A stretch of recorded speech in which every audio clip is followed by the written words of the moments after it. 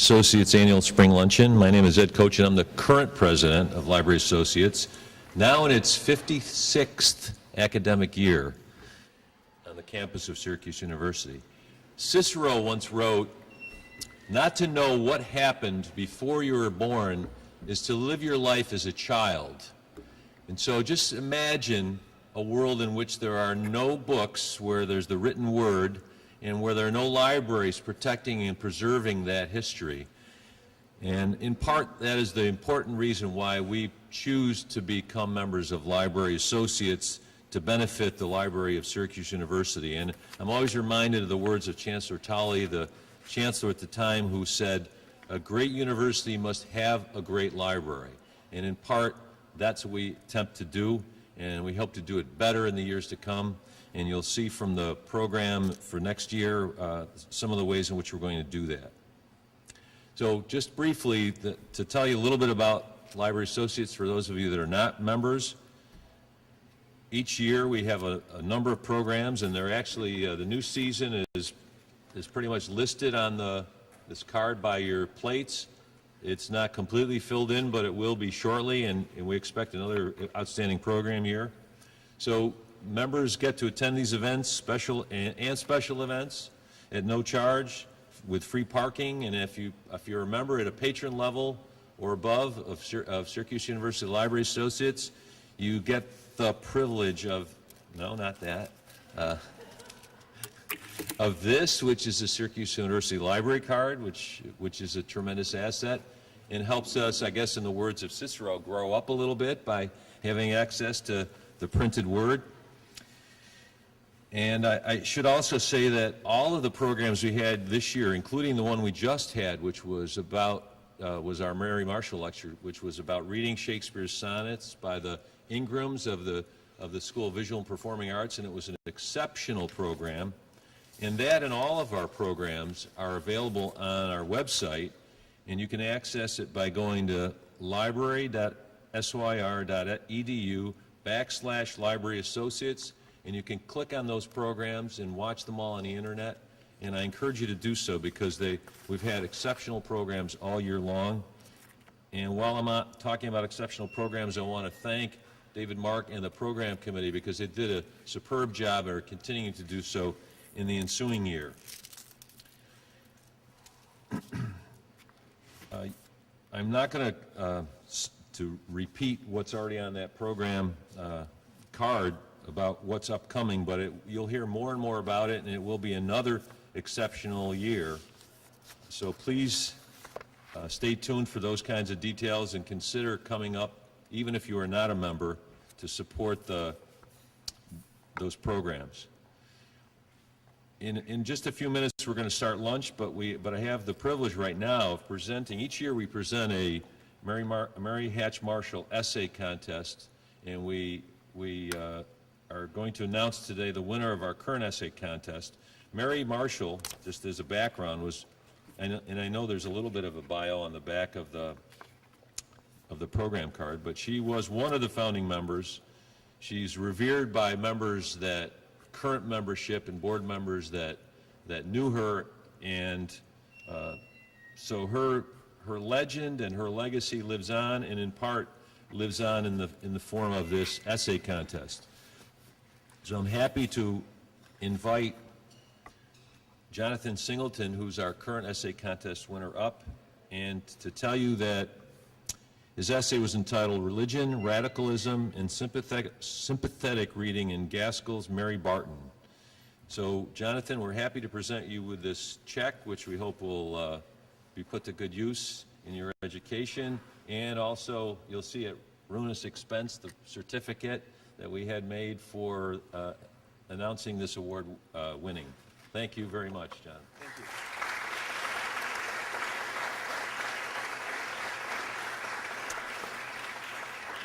With that, we're going to ask you to enjoy your lunch and be social, and about 12:30-ish or so, I'll come back up and we'll get started with the program so that we can get you out of here at a reasonable time. Thank you.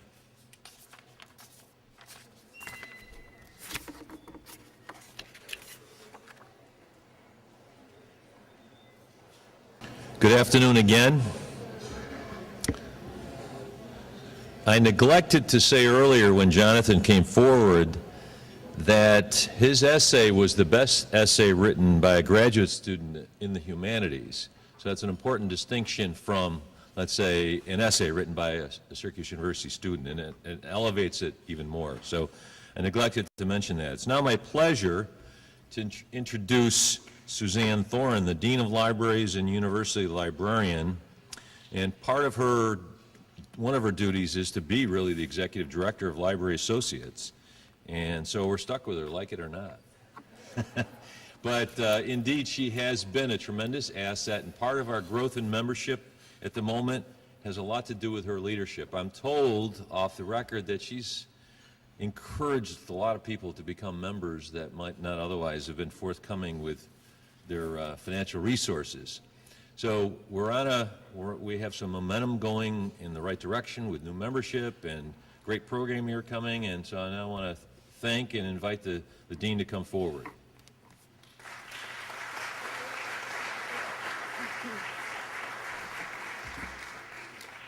Thank you, Ed, and thanks to all of you for being here today. Am I okay? It's all right. Can you hear me? Yes. Okay, so I am very grateful that you're all here, and I want to thank all of you for all of the work that you do to help enrich the library and the campus and the community in Syracuse. I do bring you greetings from our Chancellor, Chancellor Cantor, and as you all know, her vision for the future of the university is summarized in the phrase scholarship in action, and she thinks that SU must emphasize collaboration, and that would be interaction across generations and among disciplines. And that's what this magnificent building that we're in is for, and that's what Library Associates programs accomplish, and that's what your investments help us to fund. I want to personally thank all of you, donors, members, and especially our Board of Trustees. Your investments of time and money have strengthened this great organization and are vital to the continued success of the library. So this afternoon, this early afternoon, I wanted to give you a brief report on some of what we've been working on, and it really has been a remarkable 12 months. As you know, the library at SU basically has three areas which we concentrate on. First, we improve student outcomes by teaching information literacy, technology skills, and research methods, and by providing the resources and spaces that students need to do their work. Second, we attract and retain world-class faculty by making sure they have the books, journals, databases, and special collections they need to advance their research and teaching. And third, we preserve the treasures of society and culture and make them available to everyone to use through our Special Collections Research Center. Library Associates contributes to all three areas, bringing to campus speakers and resources that benefit students, faculty, and posterity. We do all this because the library is a center of discovery. We are entrepreneurial, knowledge-driven, and timeless. Last year, you may recall that we tore down the access barriers and opened Pages Cafe. This year, we continued to respond to student requests by opening the building 24 hours a day during the weekdays, and the response has been overwhelming. The number of students using Bird Library has nearly tripled over the past year, tripled.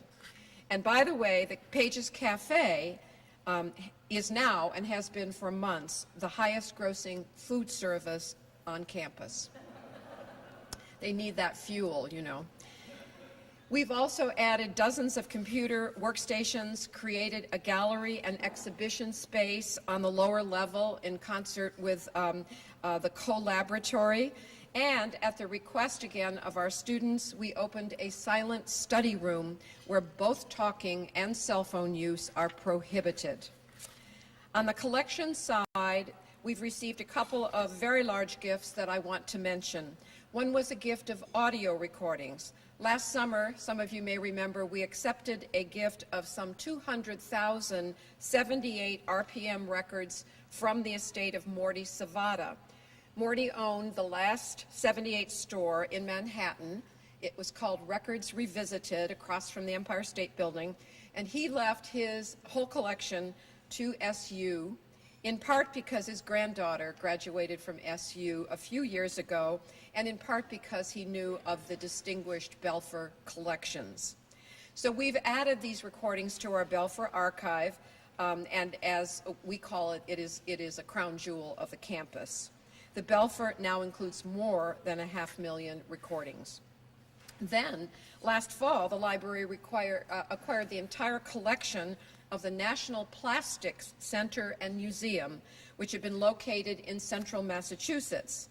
The collection includes thousands of artifacts, including original Tupperware, breakthrough medical devices, in plastic of course, beautiful housewares and jewelry, even Foster Grant sunglasses, and the original pink flamingo lawn ornament. That gift came with a library of 3,000 books on plastics, as well as archival collections of several major U.S. corporations that were plastics manufacturers. So professors in jewelry design and chemical engineering are already using the collection, with more outreach in the works, including travel exhibitions and a symposium on plastics and culture that will take place in the future. So these kinds of gifts promote the kind of interdisciplinary collaboration I just talked about. They inject the library itself into the heart of the curriculum and the campus. And it's worth noting that both these opportunities came to us as a result of alumni and friends just like you. They were gifts. And likewise, your gifts can profoundly and permanently help the library and help the university. The Library Associates' gift of the Lemke Seminar Room and renovations to the exhibition space outside the reading room are another example of the profound and permanent effects your gifts have. So I thank you. And a bit more in the exciting news department. In March, the library was awarded a $350,000 award.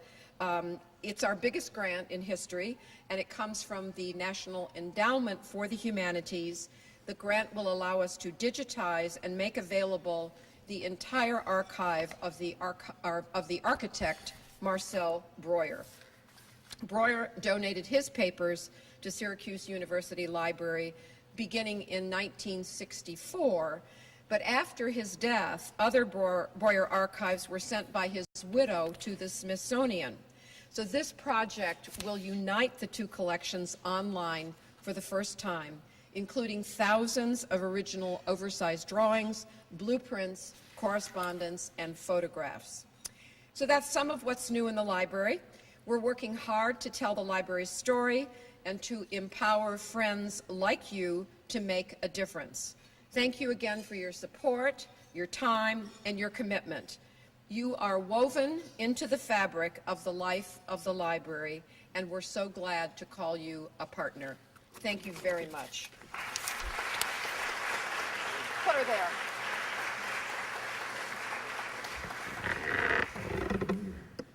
Thank you, Suzanne. It's now my pleasure to introduce Bob Papworth, who will introduce our speaker. Bob was the one who recommended Jim Howe in the first place and worked tirelessly to make this afternoon happen. And it's going to be both enjoyable and educational for all, and there'll be an opportunity for questions and answers. I want to also announce that Bob was elected vice president, so he's vice president-elect of Library Associates in a very close vote earlier today. Actually, it was unanimous. So, ladies and gentlemen, here's Bob Papworth to introduce our speaker.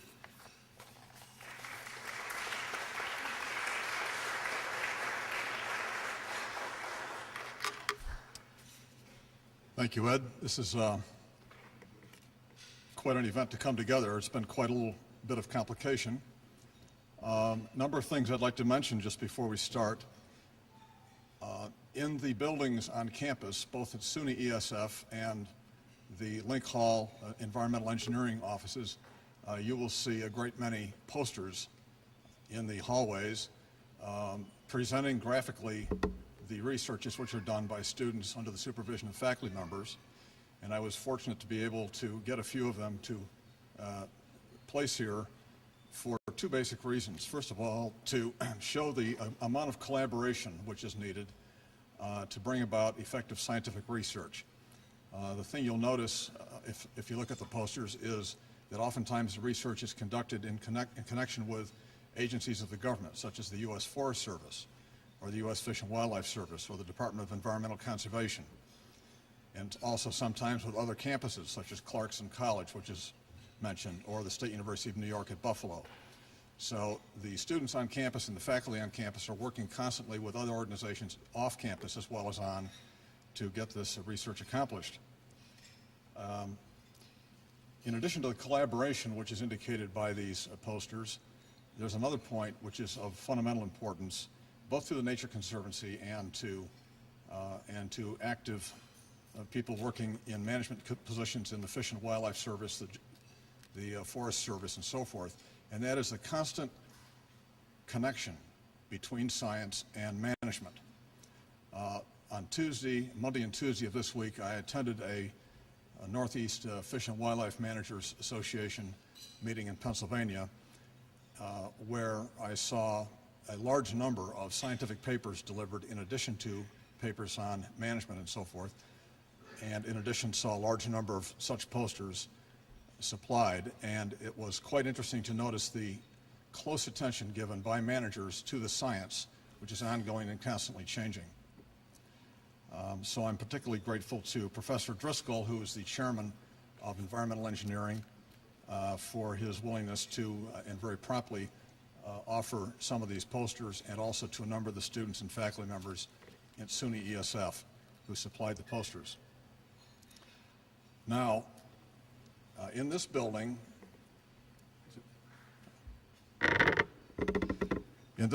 of course,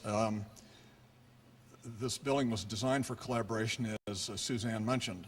You have the chemistry department directly abutting the building. This is life sciences, but indeed the life sciences building itself has been designed to produce collaboration. And when you take the tour at 2 o'clock this afternoon, I think it'll be pointed out to you that the layout of the offices, the layout of the conference rooms, and laboratories throughout the building have been specifically designed to promote collaboration. Be sure that they show you the very fancy and high-tech greenhouses up on the top. They're very impressive. Now, I'd like to introduce our guest speaker, Mr. Jim Howe, who is from Rochester. He is the executive director of the Nature Conservancy in Central and Western New York, an area which starts basically at Utica and goes all the way to Lake Erie and the St. Lawrence River on down to the Pennsylvania border. He has offices around the area in the Tug Hill, Western New York State, a number of PhD scientists on his staff, as well as a number of other people working in the field. And I'm very pleased to be able in a position now to help him as a member of his board. He has been based in Rochester for many, many years and is a graduate, however, of Cornell University, where he got his Bachelor of Science degree, and the University of Michigan, where he got a master's degree in management. He is an author of the book Balancing Nature and Commerce in the Gateway Communities, which helps communities preserve their quality of life in the face of growth and developmental pressures. Jim is on the board, State Advisory Board of the Land Trust Alliance in New York State, and also a member of the Board of Trustees of the Black River Environmental Improvement Association. So without any further discussion, let me introduce Jim. Thank you. Thank you, Bob.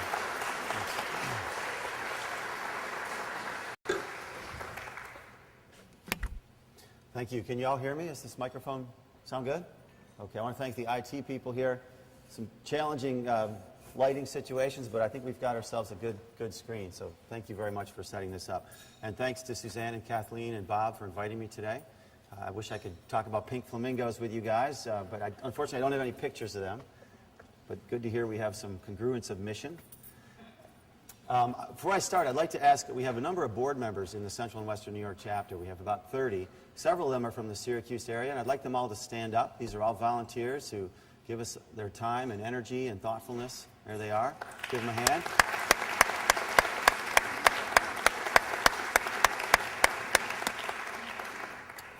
So what I thought I'd talk to you about today is show you a little bit about some of the places the Nature Conservancy is working locally, tell you a little bit about our overall approach and how we function, our mission, and then also conclude with a discussion of one of the big challenges that we face in conservation, invasive species. And I even have a little quiz show for you guys. So I know that some of you will do well because, well, some of you are not allowed to answer the questions either. Bruce Gilman, for example. Okay, so let's get started. Here we go. Any organization starts with a mission, and our mission is really to protect the plants, animals, and natural communities. A natural community is a forest or a wetland or a prairie that represent the diversity of life on Earth, so not just in North America, the United States, but globally. And we do that by protecting habitat. And it's a very concrete way to work, and we've been very successful at it. We're also, some other things that distinguish the Nature Conservancy. We are science-based. Science tells us the places we need to work. Science tells us the strategies we will employ. And science tells us whether we're being successful. We're non-confrontational and collaborative. We try to find common ground with other organizations, whether it's a university or a business or a government agency or a landowner or another nonprofit. I think we're really good at that. We also increasingly are framing our work, I think this is really important, in a way that really showcases how conservation benefits people. And I think we really haven't done that as well as we could have, but I don't think I have to, maybe I do. I think you folks understand how if we're protecting a watershed or a forest or a natural ecosystem, that we're also protecting our quality of life and our air and our water, our soil. I mean, these are the things that we can't function as people without. So I think that's really important to remember that. And then lastly, the Nature Conservancy, one of the things that attracted me to the Nature Conservancy is our drive for really results. I mean, we like to, at the end of the day, we like to know that our staff and our dollars, our resources have really got something at the end of the day, have produced a result. And that's really appealing, I find, to a lot of our membership. And speaking of that, do we have any members of the Nature Conservancy in the audience today? Okay, just a few. Well, one of the things I'm going to showcase today is our brand new newsletter, which has some great field trips that I hope you'll all consider coming out to. We have I'm going to talk to you about a few places locally: Rome Sand Plains, the Tug Hill, Chameau Barrens up in the North Country, and we have some guided field trips free that I hope you'll think about coming. And they're on page, they're in one of the pages here, and Kathleen has them available at the desk. So as you leave, please feel free to grab a newsletter. Our results so far: we've protected about 120 million acres of land and water. That's about an area 4 times the size of New York State. Now, the bulk of that, about 110 million acres or so, is internationally, but a lot of that here is in the U.S. too. We've got about 1 million members. We're working now in 32 different countries. We've come up with some really innovative tools. Debt for nature swaps. We just did one of these with Panama, where Panama owed, I think, $50 or $60 million in debt to the World Bank. And we worked with the World Bank and the Panamanian government to arrange a situation where instead of paying off that debt to the World Bank, Panama instead created a new rainforest park and endowed it so that it would be managed well. In exchange for that, the Nature Conservancy helped settle some of the Panamanian debt. But it's a great tool for protecting the world's biological diversity. And then lastly, you can't do anything without resources, and the Conservancy, just in the last couple decades, has generated about $20 billion, with a B, dollars for conservation investment. I thought I'd tell you a little bit about our overarching goal, which we call our 2015 goal, and then tell you about a few projects that we're doing locally that fit into that goal. And our goal is really to protect 10% of every major habitat type on Earth by the year 2015. Now, what are the major habitat types? There are 5 of them, and here they come. One of them is deserts. grasslands and prairies, forests, fresh water, and oceans. And right now, across the board, these 5 habitat types, roughly between 6 and 7% of them are protected. So our goal is to get 10% protection in each of these categories, if you will, by the year 2015. We know that if we're going to do that, we've got to double the pace that we're working at now. But we think we really feel that if we're going to be successful at protecting the world's biodiversity in the face of population pressure and lots of threats, that we really have to set the bar high. So we asked ourselves recently, what can we do in central and western New York to protect the world's biodiversity? What role do we play? What are some of the places on the ground here locally that add up to conservation, that are important in a global context? And we realize, I think, right off the bat that in central and western New York, we're blessed with a lot of freshwater resources. I mean, we're really defined by the Great Lakes, Lake Ontario, Lake Erie, the Finger Lakes that are right across the middle of our landscape. We have the headwaters of the Susquehanna, the St. Lawrence, the Allegheny River, just some amazing freshwater resources. We also know we have some incredible forests, the Tug Hill Plateau, the forests of the Finger Lakes, the Allegheny Forest in the southwest corner of the state. And these are really important places, not just locally, but globally. We also know that there are some vulnerable species and vulnerable natural communities. This is a little butterfly called the frosted elfin, which I'm going to tell you more about in a minute. But we also know that in addition to protecting the big places on the map, the big watersheds, the big mountain ranges, the big forests, we also have to think about these little guys that are in danger of winking out if they don't get our attention. And then lastly, we want to work on what we call multi-site strategies, the idea that if we can perfect something and apply it at more than one place, it'll really help us in the race against development and other threats. This is the purple loosestrife beetle, which I'll tell you more about later too. And the other thing we can do is in central and western New York is export our knowledge and our resources to important places globally. This is the Osa Peninsula in Costa Rica. Anyone been to Costa Rica? Okay, a few of you guys. Wow. Wonderful place. This is on the Pacific side.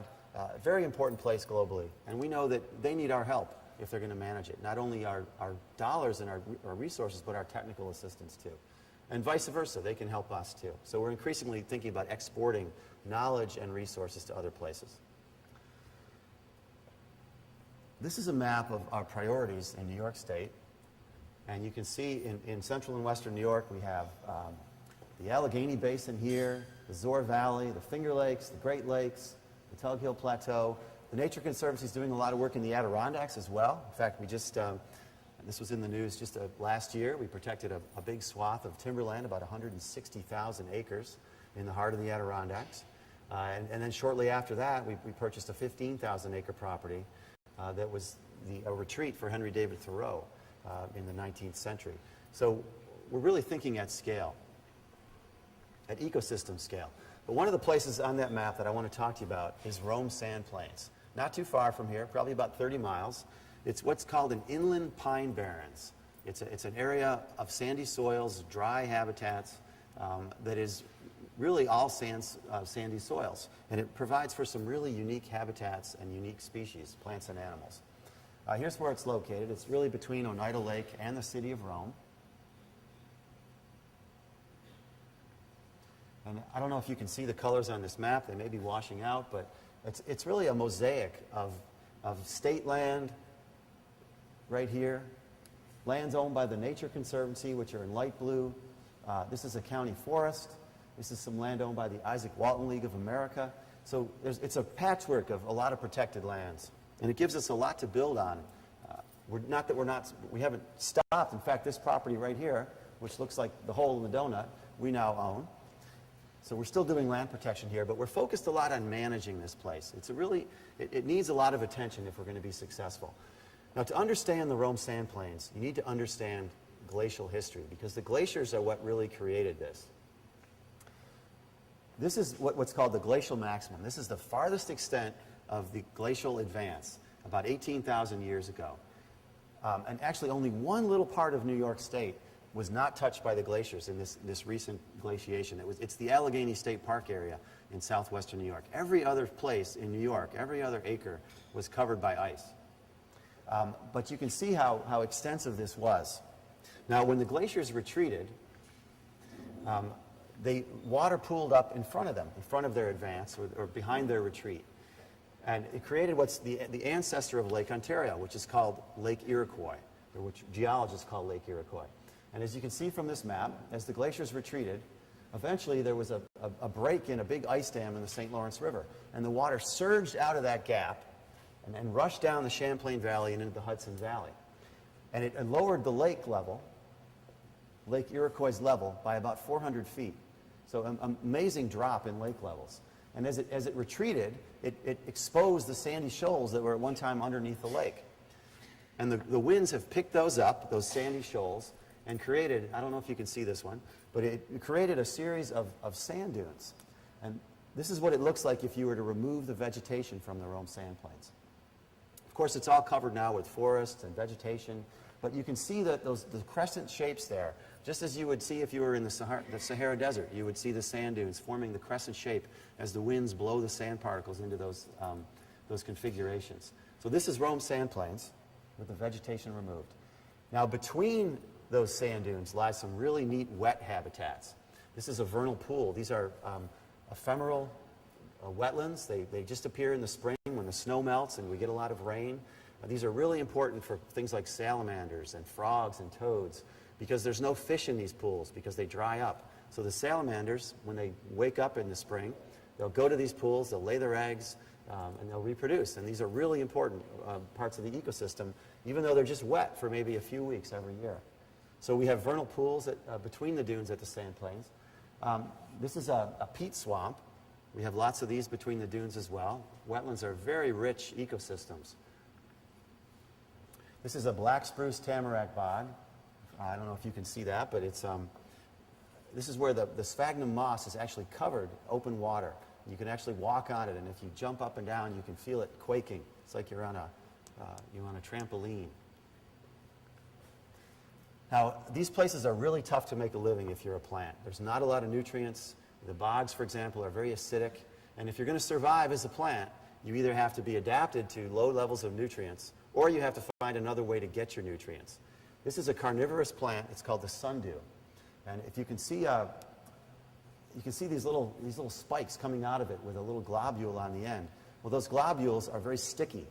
And if you're an insect, they also emit a scent, an aroma that attracts insects. Insects will fly in to visit, and they'll get stuck. And you can see there's an insect actually stuck on the sundew here.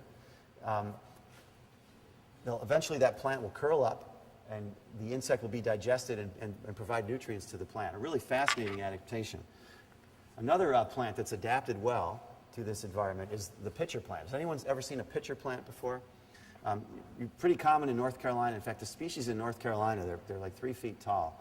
They're amazing. The ones at Rome are shorter. They're about a foot in height. But inside this pitcher plant, there's water and full of enzymes.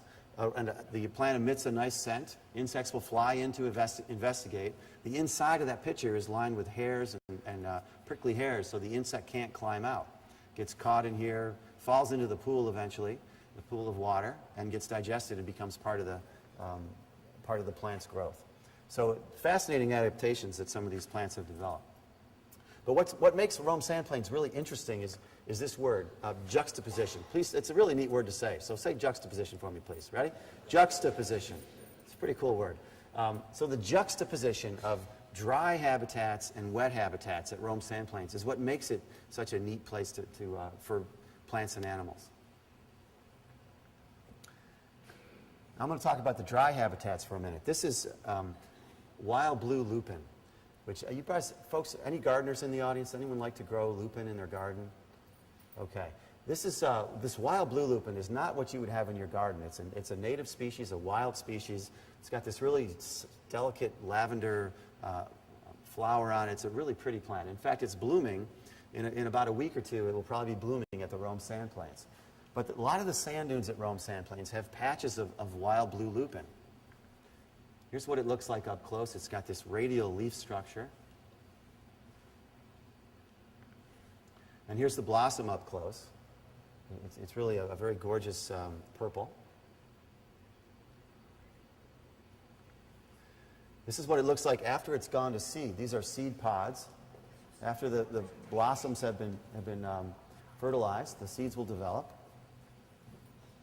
And this is a species of butterfly that needs the lupin as its host plant. So there are lots of butterflies in the world, and they typically rely on one tree or one type of plant to eat and raise their young on. They'll lay their eggs on it, the caterpillars will develop and eat the leaves, and the caterpillars will spin a cocoon and emerge as a butterfly. This is the frosted elfin. It's considered a state-threatened species. It's a little brown butterfly, not much bigger than a nickel or a quarter. And it requires the wild blue lupin for its breeding. This is a guy named Ernest Williams, a PhD professor of biology at Hamilton College. And he's helped us understand what the frosted elfin needs to be successful. And we're managing the lupin with his recommendations. Ernest is such a great biologist, and he's done so much for us here, much of which has been volunteer, that we recognized his achievements a few years ago by giving him you guys all know Kellogg's Frosted Flakes?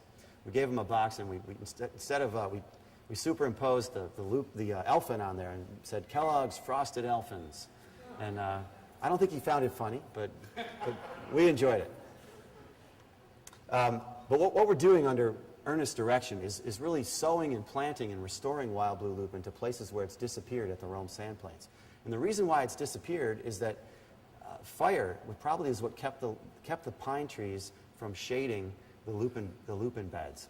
And with fire now absent from the landscape, because we as people tend to put out fires, the lupins are struggling here. So what we're doing is replanting the lupins. We're clearing areas of forest, clearing pine trees, and putting lupin in.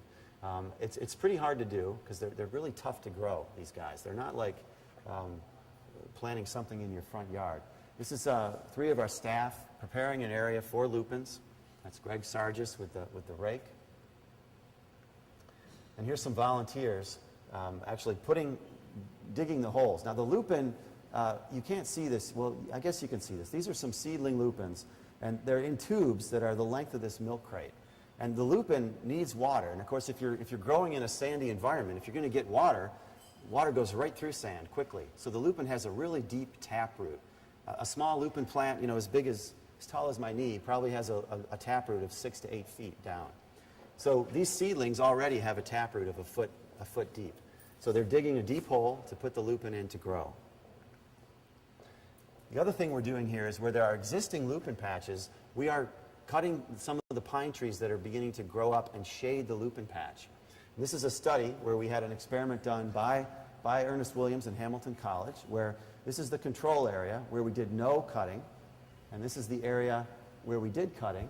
And on the y-axis here is lupin flowers per square meter, and on the x-axis is the year. So you can see that where we took the trees out, that's the graph at the line at the top, the lupins are doing much better. So they are getting shaded out. They need that sunlight to survive. And if fire is not in the landscape, we need to find a way to do that. Or species like the frosted elfin will no longer survive here. Here's a healthy lupin patch. If you are interested in going out to the Rome sand plains and seeing the wild blue lupin, we have a field trip coming up on May 23rd. I'm sorry, May 30th. So it's in the newsletter. You need to RSVP for it, but it's a wonderful place to see these species in the wild. And you probably will see some butterflies too. Now the other species of butterfly that depends upon lupin is a federally endangered species. Does anyone know what this one is? Okay, this is the Carner blue butterfly. And you can find these guys mostly in the Glacial Lake Albany area. The Albany pine bush has them, lots of them. But they probably were at Rome sand plains and are no longer there. Here's a look at the old range of the Carner blue. And you can almost see there, that's where the glaciers retreated. They left behind these sandy soils where the lakes retreated after the glaciers retreated. And the historic range of the lupin is this big polygon here. But the hashed areas are the only places where they're found today. And some of this is because fire has been removed from the landscape. Some of this is because they're places where they used to live have been developed. A lot of reasons for it. But we're hoping that perhaps someday we can reintroduce the cardinal blue butterfly to Rome sand plains. First thing we have to do, though, is get enough lupin on the ground so that we have enough habitat for them to survive. So that's our goal at Rome sand plains. Pretty neat place, not too far from here. I'd encourage you to all go out and try to visit it. Now, the next place I want to take you to is the Tug Hill Plateau of New York State. Right between Lake Ontario and the Adirondacks, probably most famous for its snowfall. And Tug Hill actually has the record snowfall in a 24-hour period. Now, this is a Syracuse audience, so you guys are familiar with snowfall. But I usually tell this story to other audiences, and when they find out the number of how many inches of snow fell in a 24-hour period, their jaws drop. But how much snow do you think fell in the 24-hour period that set the U.S. record for snowfall east of the Mississippi River in a 24-hour period? How many inches of snow fell? Anybody want to take a guess? 120? That's high. That's high. It's a good guess. See, you guys, you guys are an audience. If I was giving this show in Tucson, the answer would probably be 20 inches. Yeah. I'm sorry? 3 days. Okay. 3 days. So this is in a 24-hour period. 72 is very close. The answer is 77 inches. And that's a storm that started on the afternoon of a Saturday afternoon. It wound up in the wee hours of Monday morning. So 77 inches had fallen in the first 24 hours. The storm overall dropped something like 96 inches. So what is that? That's about 7 feet of snow, I think. And we know we've worked a lot up in this town, and we know the people here, and we asked the town supervisor, so, well, how did you guys function up here, with 6 feet of snow? He said, we had all our kids in school that Monday morning. He's very proud of that. And these are towns that spend 20 or 30% of their budgets every year on snow removal. So they're used to it, and they deal with it. The Tug Hill is part of what's called the Northern Forest ecoregion, the Northern Appalachian Forest. We're kind of the western bookend in that ecosystem. It stretches all the way up into New Brunswick. The Adirondacks are part of it, the White Mountains, the Green Mountains. But all the precipitation and snowfall, rainfall, whatever falls from the sky has resulted in some really neat aquatic features here. This is the East Branch of Fish Creek, which provides the drinking water for the city of Rome. A wonderful stream. It eventually flows into Oneida Lake at its eastern end. We also have some great wetlands. This is a wetland system called the Mad River Swamp. And everything in this photograph we actually own now. The Nature Conservancy is owning and managing. This is a tributary of the Salmon River. Someday, by the way, I hope to see a moose in that wetland system. We're working on that. But what really makes the Tug Hill special, in addition to its wetlands and its river systems, is that it's this huge block of unfragmented forest. You can see this red line. That kind of defines the Tug Hill Plateau. These lines here are roads, public roads. And then we have this interior here, this core forest of the Tug Hill. It is largely undeveloped, unfragmented. There are roads in here, but they're private roads, they're logging roads. So that's really important because there are a lot of species that need these big unfragmented areas if they're going to be successful. Here's a couple of them. Bob Papworth, you know what this bird is on the left, I believe. It's a goshawk. Bob just showed me last week, he showed me a goshawk nest with a goshawk on it. But these are species that are sensitive to people. They don't like people around. They require large breeding territories if they're going to be successful. And they're not going to be successful if a forest with a 100-acre patch of forest here and a 50-acre patch of forest here, they won't be able to breed. The critter on the right is a pine marten. And these guys also, they're very territorial. They don't do well, they don't play well with each other. They need big territories. They eat squirrels, anything they can catch pretty much. They're members of the weasel family. Porcupines even. Well, in 1999, so about 10 years ago, we learned that this large 45,000-acre property that's in red here was for sale. It's on the Tug Hill Plateau. It was owned by the John Hancock Timber Company, a subsidiary of Hancock Life Insurance. And we knew we were interested in this because of its importance to the Tug Hill. And in fact, it makes up fully 1/3 of that 150,000-acre block that we looked at. Fully 1/3 of that was comprised of this property. So if this property were to be subdivided or developed or clear-cut, the Tug Hill Forest, we're probably saying bye-bye to the Tug Hill Forest. So what we did, the Nature Conservancy, over a 3-year period, and this took a lot of time. First thing we did is we bought the entire property in 2002. We paid about $9 million for it. Anybody good with math here? How much was that per acre? 45,000 acres, $9 million. $200 an acre. It's pretty affordable. When you buy, the more property you buy, the cheaper it is per acre. Plus, this is an area that, it's pretty tough ground to work. Farmers in the 19th century, people tried to clear this land and farm it. It's not going to work because you don't have the growing season, and the snowfall really inhibits that. The second thing we did is we decided we used our scientists, our best scientists, and they told us that this northern part of the property here is the most ecologically valuable. So we kept that. We own that now. We've actually expanded it. It's about almost 15,000 acres now. But we kept the northern 13,000 acres because it was so valuable for conservation. It had some neat wetlands on it. The forest was in pretty good shape. The balance of the property, we sold the state of New York, the river corridor here on the East Branch of Fish Creek. Then the balance of the property, this 30,000 acres in yellow or beige, we put permanent conservation restrictions on it that prevent subdivision and development, that require sustainable forestry, and also allow for compatible public use, fishing, hiking, hunting. We put a conservation easement on that, and then we sold the land subject to that conservation easement, those conservation restrictions, to a timber company. And this is a really great project because I think it met the local community's concerns. It kept timber flowing to the local communities. It protected the most important areas of the property in a wilderness sense, which is what we own. But it allowed for a working forest. It allowed for the forest to be harvested for timber, people to continue to enjoy it. And it was a real winner for us. The other thing about this project that I like is if we're going to be successful at protecting the world's biological diversity, we can't work at a 50-acre scale.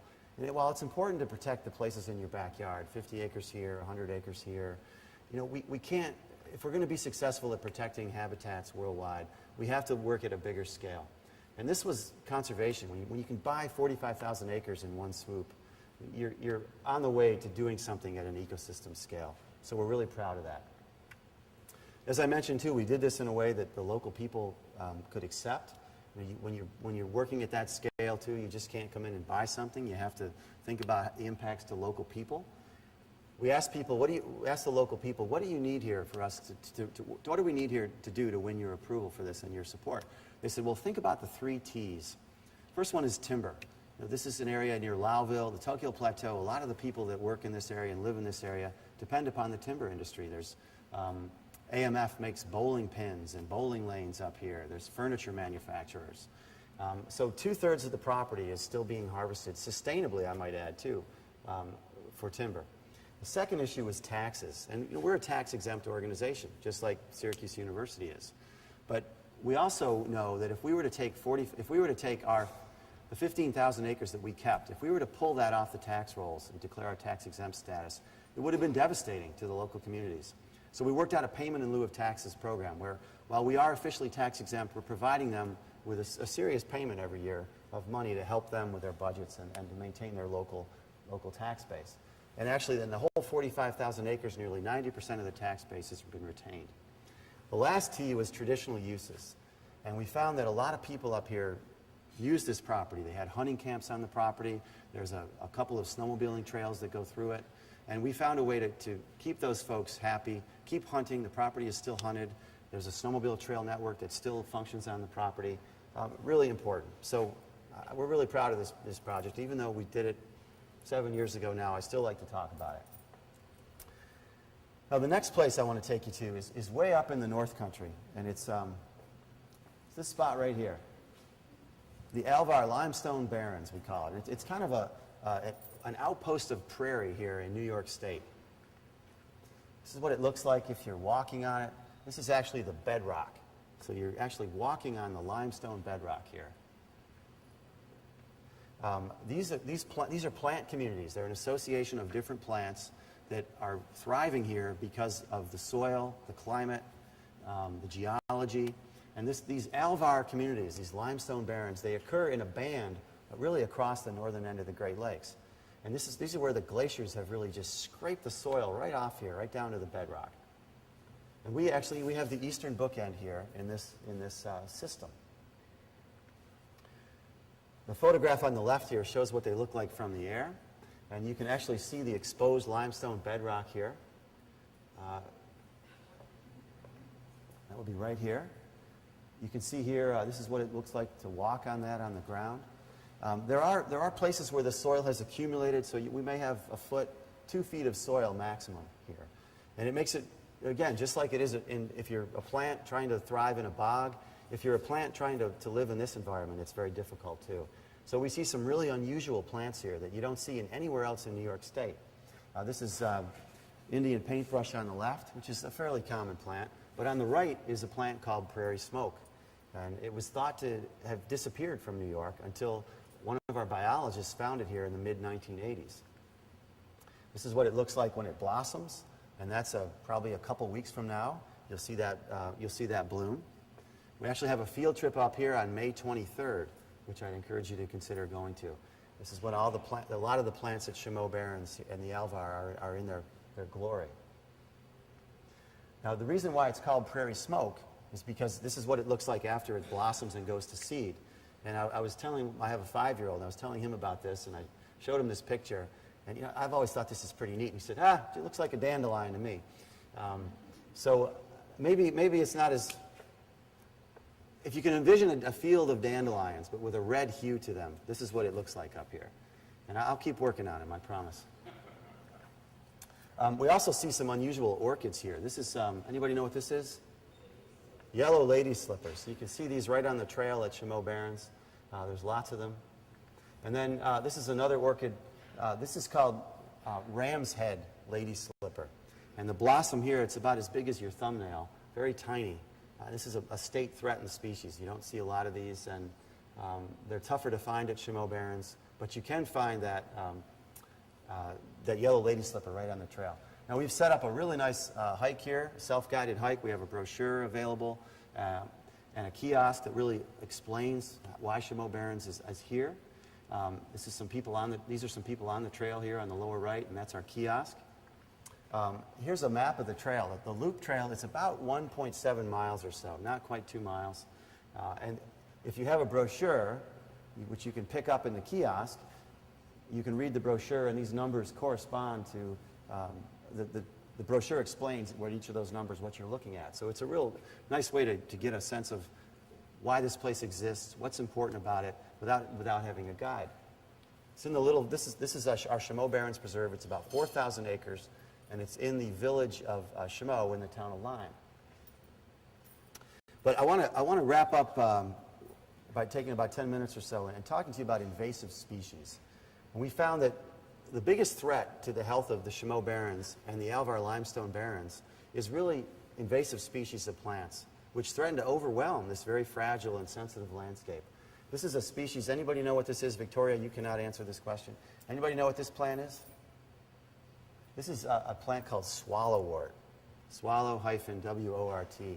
And it's also known as dog strangling vine. Maybe I should call it that because it tends to compel a little greater sense of urgency. Dog strangling vine. This plant will get to about 6 feet. It's vine-like, so it wraps around. It'll grow on a tree or a fence and wrap around and try to get up to the sunlight. It's a milkweed family member, so it reproduces just like milkweeds do by blowing its seeds around on kind of a feathery vehicle. But the larger issue of invasive species, these are huge problems, not only to natural ecosystems, but to our economy as well. There's a study in the journal Bioscience that estimated that they cost just the U.S. economy alone about $137 billion with a B dollars a year. And nearly half of the plants and animals on the U.S. Endangered Species Act are there because of invasive species. Let's take a look at some common invasive species. Okay, does anyone know what this is? Yeah, Eurasian water milfoil. Right, how'd you know that? Yeah, this is, I think this is in Cazenovia. Did someone say that? Cazenovia Lake. This is an aquatic plant that can totally clog a lake or a waterway, just take it over. Here's how it moves from lake to lake. It was probably brought over here as an aquarium plant. Someone probably wanted it in their aquarium, they brought it over, or maybe it came over, it hitched a ride on a boat. I don't know how it got here. Nobody really knows. But this is how it moves around. This guy will take his boat out and go to another lake maybe later that day or the next day, and this stuff will get in a lake, and there it is. And it establishes itself very quickly. Okay, you guys all know what this is because I've put the name on there, of course. The zebra mussel, which was it's a real problem in the Great Lakes now, and all of the Finger Lakes except one has the zebra mussel. It's a voracious filter feeder, so it's filtering out plankton. It actually has made Lake Ontario, and probably if you're familiar with some of the Finger Lakes, it's made them a lot clearer to look at, but it's changing their water chemistry, and it's affecting the native food chain. And you can see here, there's just billions of these now, and this is taken on Lake Ontario.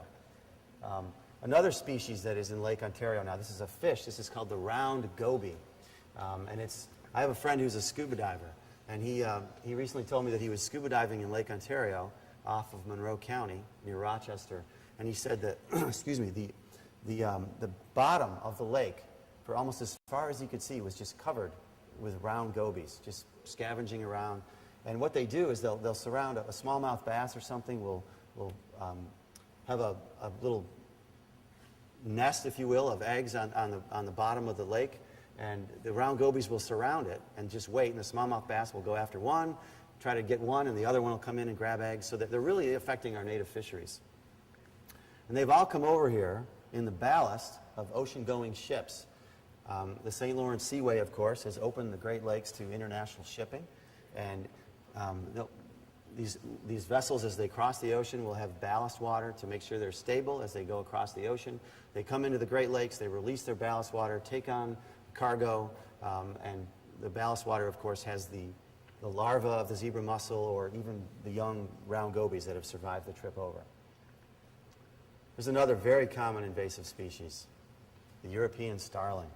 Does anyone know how the European starling arrived in North America? This is very appropriate because this is a library audience. This is William Shakespeare, of course. There was a gentleman who lived in New York City in the 1890s, and he loved Shakespeare. And he read all of Shakespeare's plays, and he said, I want to introduce all the birds that are named in William Shakespeare's plays. I want to introduce them to Central Park. Wouldn't that be wonderful? And that's what he did. And the European starling must be mentioned in one of Shakespeare's plays. Suzanne, you probably know which one it is. I don't? Okay. So the European starling, of course, now is one of the most populous, one of the most numerous birds in all of North America. And it impacts our native species because it competes, it's very aggressive, and it competes for nesting cavities in trees with the woodpeckers that we all know and love. Their populations are declining as the European starling grows. Here's another invasive species. This is an insect that is actually just starting to arrive. It's the emerald ash borer. And you can see it's got this really neat green skin. Almost looks like an alien of some sort. But it's arriving. And what this does is it affects our native ash species, our trees, white ash, green ash. And the problem with invasive species, of course, is that these guys are coming from another place, and our native species have not evolved defenses for them yet. Now, if they lived here and naturally evolved with our native species, our plants and animals would be able to defend against them. But they haven't been able to do that because these guys are here so quickly. The emerald ash borer, the thinking is that it's come over in pallets that have been shipped over here, again, in ocean-going vessels probably. And here's a look. This is August 2008. This is a map showing the degree of infestation of the emerald ash borer. You can see that really ground zero here was Detroit. But it's moving its way across now. It'll probably be in New York. Some people are predicting it'll be in New York this summer. This, I understand, is a species that once it's here, we really aren't going to be able to stop it. So it's almost like the starling. You really can't protect our forests from it. We're just going to have to realize that our ash trees are probably not going to be able to withstand this impact. So what can we do? We've thought a lot about this in the Nature Conservancy, and we've partnered with a lot of agencies.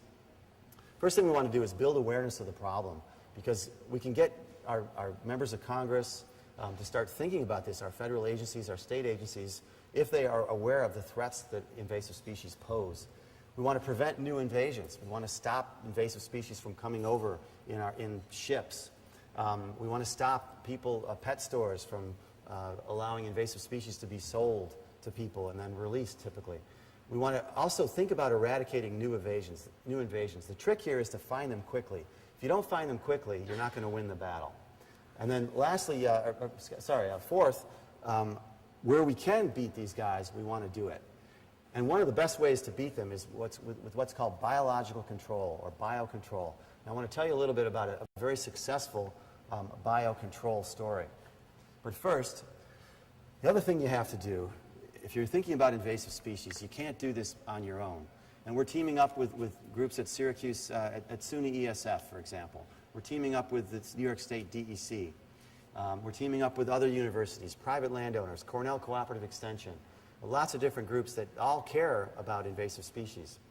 This is what's called partnerships, or the acronym here is PRISM, Partnerships for Regional Invasive Species Management. This is a New York State funded group, and they've broken the state into a group of different PRISMs. We actually have just received, this is breaking news, we've just received a $1 million grant from the state for the Nature Conservancy to begin coordinating invasive species work in that SLELO group. Back to swallowwort for a minute. This is what swallowwort looks like. This is the dog strangling vine. This is what it looks like. This is about an 80-acre patch of nothing but swallowwort. This is on Grenadier Island in the eastern end of Lake Ontario. This is what it looks like when it goes to seed. Looks like a milkweed, as I mentioned. It's a milkweed family member. Here's how it's progressed just in the last 10 years or so. On the left, you can see there were a few occurrences of it in 1995. We knew it was at Stony Point. There was a lot of it here. This is Galoo Island. This is our Chameau Barrens Preserve. We'd seen it there. And this is the extent of it in 2005. Because it transports itself on the wind, it has the ability to really spread very quickly. So you can see the challenge we face. This is another map of the Adirondacks. I'm sure a lot of you folks care deeply about the Adirondacks, too, living in Syracuse. This is a map of some terrestrial plants in the Adirondacks. You can see they tend to come in along roadways and stream systems. And then here's another map of aquatic invasive species in the Adirondacks. And what's interesting here, again, showing the spread. 2001, there were 27 lakes in the Adirondacks that had invasive species problems, aquatics. And in 2005, just a few years ago, that had almost doubled, 49 lakes. Now the good news is that you can do things about invasive species if you're strategic and focused. This is one of our staff working with a group of landowners on Grenadier Island to deal with swallowwort. And we found that with carefully applied herbicide, we're very careful about how we apply it. This is a swallowwort patch, and here's that same shot 3 years after treatment. You can see it's totally gone.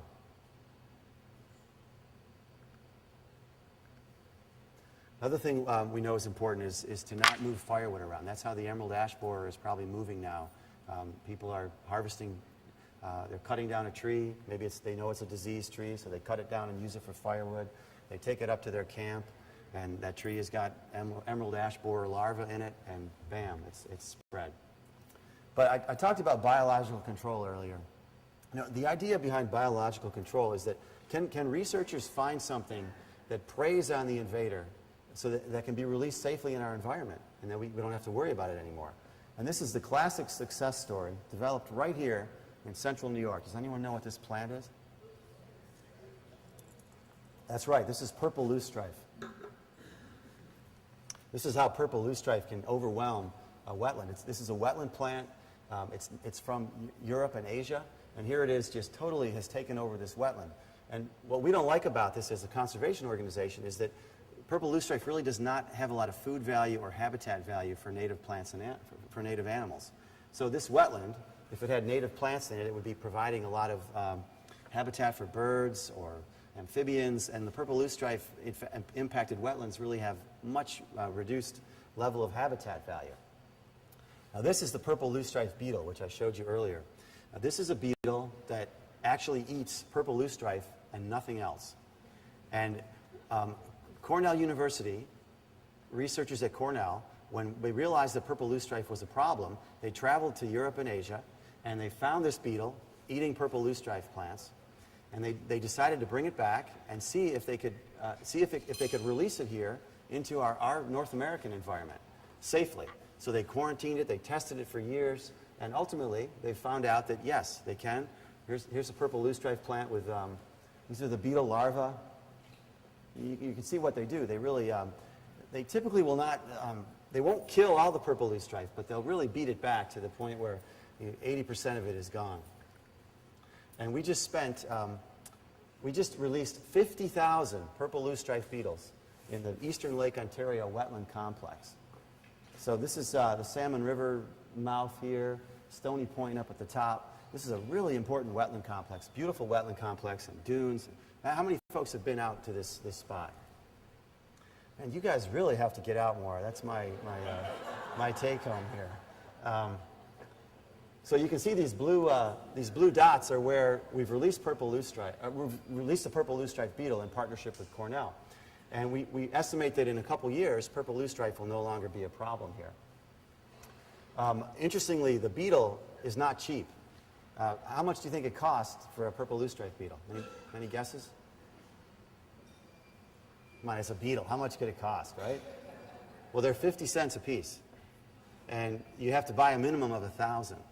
Now, we got a grant, and we purchased 50,000 of these. So for $25,000 worth of purple loosestrife beetles were released here. And we really hope, I was out there last summer, and actually out there with Dick Bennett, and we didn't see a lot of purple loosestrife. We canoed one of these waterways, and I think we're pretty confident that it's working. And this is what that ecosystem looks like. Can you guys see that? You really can't see that well, can you? Just this amazing sandy beach that shelters, and dune system that shelters a teeming complex of wetlands, really important area in the Great Lakes. I'm going to skip that. So what can you do if you're concerned about invasive species? What can one person do? Well, first of all, we talked about firewood. Don't move firewood. Buy it locally.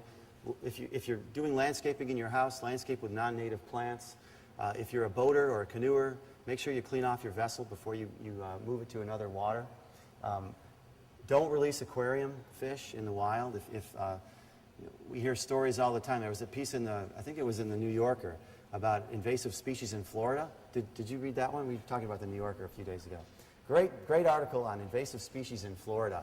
How people they'll go to a pet store, they'll buy this cute little lizard, and in 3 months the thing is 2 feet long, and they're scared of it, so they just let it go. And these things are taking hold in Florida. They don't, of course, they wouldn't survive in New York. Florida is kind of a hotbed of invasive species. But if you're buying something from a pet store, don't release it in the wild. Especially, even something like a plant in your aquarium. Stay educated. Help us make sure your members of Congress, your state legislators know that invasive species are important, and so support our programs. Okay, I'm going to wrap up with just a quick quiz, and let's see if you guys know your invasive plants. So first I'll show how am I doing on time, by the way? Okay. First I'll show I guess the group, what the species looks like from a macro look, and then the close-up look here. So how about this one right here? Can you guys see these? Are they washing out, or can you see them? Okay. Phragmites, good. It's Phragmites. This is also known as the common reed. You'll see it growing in ditches. It's from Asia. Also a wetland invasive. How about this one? You'll see this one very soon taking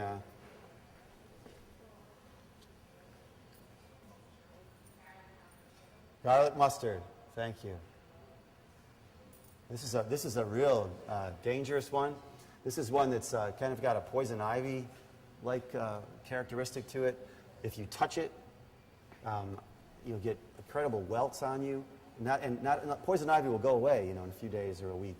This stuff is whatever it is that's on you is very solar sensitive. So for a year, you can go out, and if you get sun on where you touch this plant, it'll flare up again. Anybody know what this one is? It's giant hogweed. And it's actually, you can see this in Jefferson County. There's a few patches of it in Jefferson County. And Wayne County, too. This is a plant that was distributed actually by the New York State DEC because they thought it would be a good wildlife plant. It's Russian olive. You can see the black olives on it, and it's very invasive. That's what it looks like. This is a plant that you'll see a lot along streams. It's from Japan. It's a Japanese knotweed, thank you. It looks like the stem is like bamboo. This is one that is just starting to green up now. You can see it in the understory of any forest or just wild patch of land. Very fragrant when it's in blossom. It's Japanese honeysuckle. Also can be pink. If you want to learn more about invasives, here's a few websites. The Adirondacks has a wonderful invasive site called adkinvasives.com. We've got a site called swallowwort.com. You can also check the Nature Conservancy's website, which is nature.org. We've got a lot of invasive species pages that you can look at there, too. So let me just wrap up by saying, we're a membership organization, and we have 1 million members. We have about 16,000 in Central and Western New York. If you like our work, if you like what you hear today, I'd just urge you to please consider becoming a member. There's, our website has ways you can join. Also, our newsletter, which I encourage you to grab, has an envelope in it, too. So I'll be happy to take some questions if there are any. And I think am I okay on time still? Yeah? Okay. Thank you.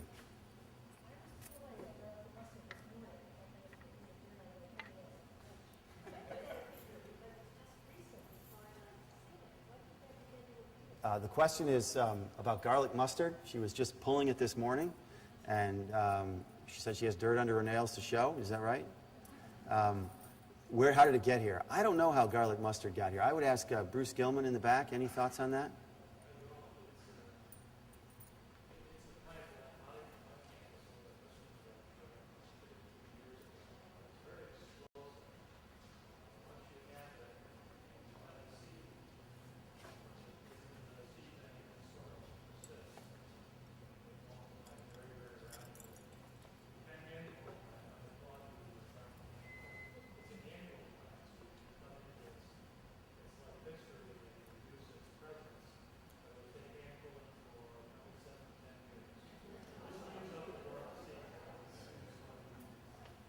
Did you guys all hear that? Bruce said you can hand pull it, but it's very persistent, and so you're going to have to do it for 7 to 10 years. Did I hear that right?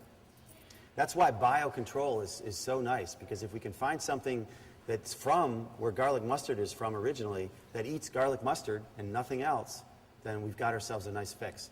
Question here, yeah.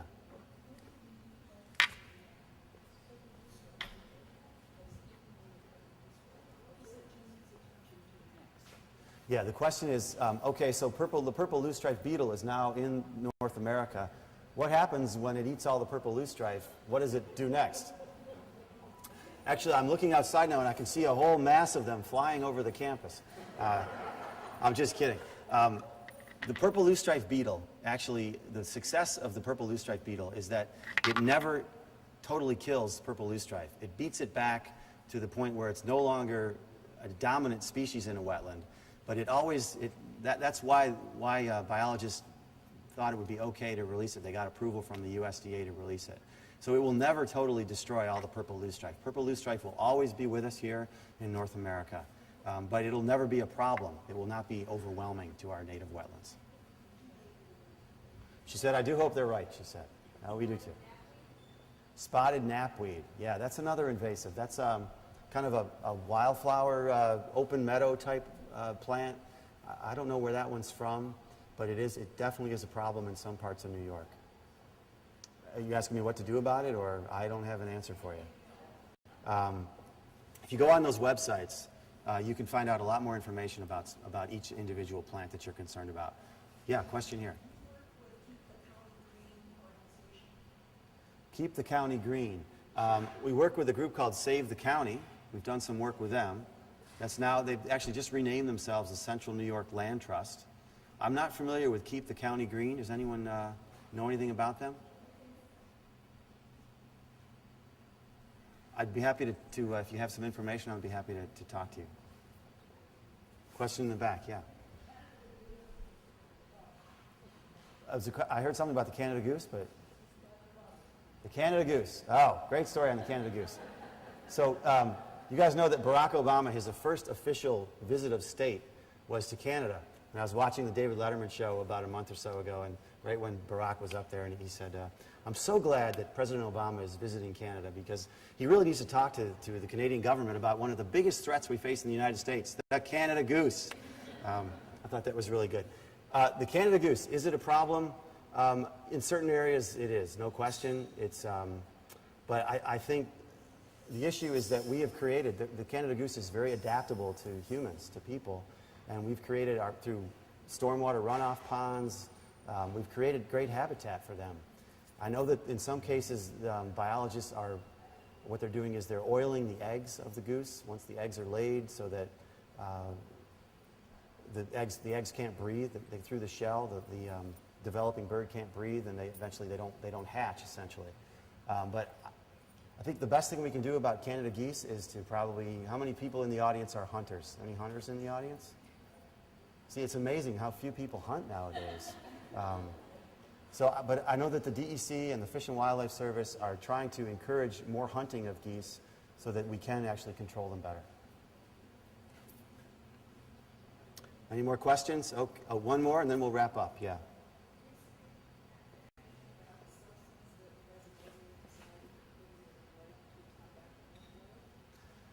I'm not familiar with what they're doing. I know that there are herbicides, aquatic herbicides that you can use,